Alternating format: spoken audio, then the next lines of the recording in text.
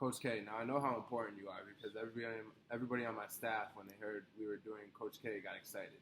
It's like, whoa, Coach K, why are you such a big deal? Well, you must have a lot of Polish people here on your staff, so that means everything must be going great for tonight. But you have this incredible reputation based on the greatest sporting coaching careers America has seen in college basketball, a peerless career. What does that mean to you to have that reputation? Well, I've been really lucky to be at places where their brand have helped me right away. I graduated from West Point, coached there, and got a pretty good brand to start off. Then I got my next gig at Duke University, which has a global brand and a good one. And then I'm the coach of the U.S. national team. That also has a really good brand. So I've been on teams that have made me look a lot better, let's put it that way. You have 903 college games. You've won 903 college games. Yes. That's outrageous. Yeah, I mean, it just must mean that I'm old and I have a lot of good teams. Well, it means that, but it also means you must hate losing so much that you just try to avoid that at all costs. Well, that's a good point. I think I hate losing more than I actually enjoy winning. Yeah? Yeah, and I think competitors in every sport, if you were to ask them, would say that they all agree that the loss is definitely worse than the winning feeling. I don't know if you can ever reach the height with a win, and so you try to avoid that feeling as much as possible with a loss. Do you believe as a coach, instinctively you can learn more from a loss than a victory?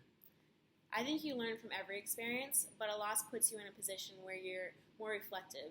You can go to deeper places than you can with a win.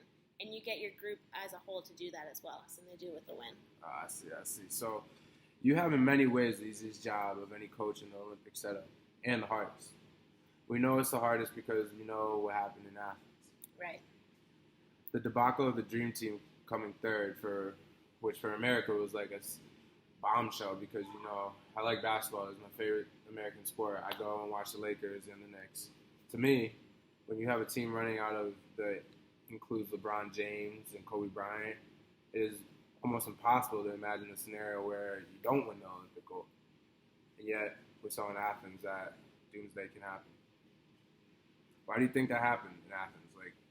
And what are you guys doing to stop it happening in London when the whole world assumes you're going to win gold quite easily? Well, the first thing is you don't go with assumptions. You go with reality. The reality is 20% of the NBA is international. And in the last Olympics, we were only ahead by 2 points with 8 minutes to go in Spain.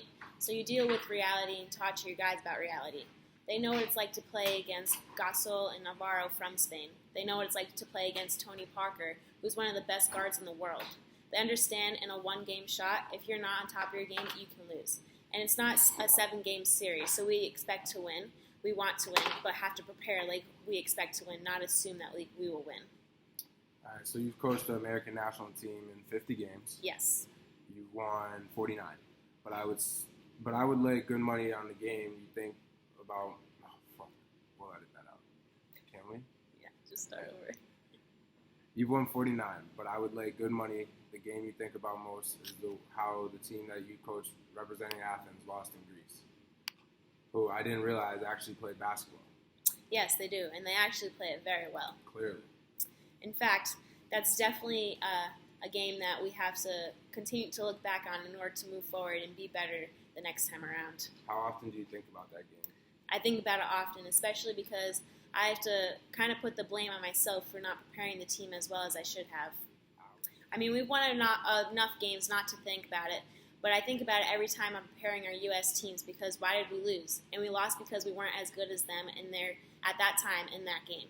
And so it forced us to learn about the international game and the differences. It's 8 minutes less than the games we play here in the United States.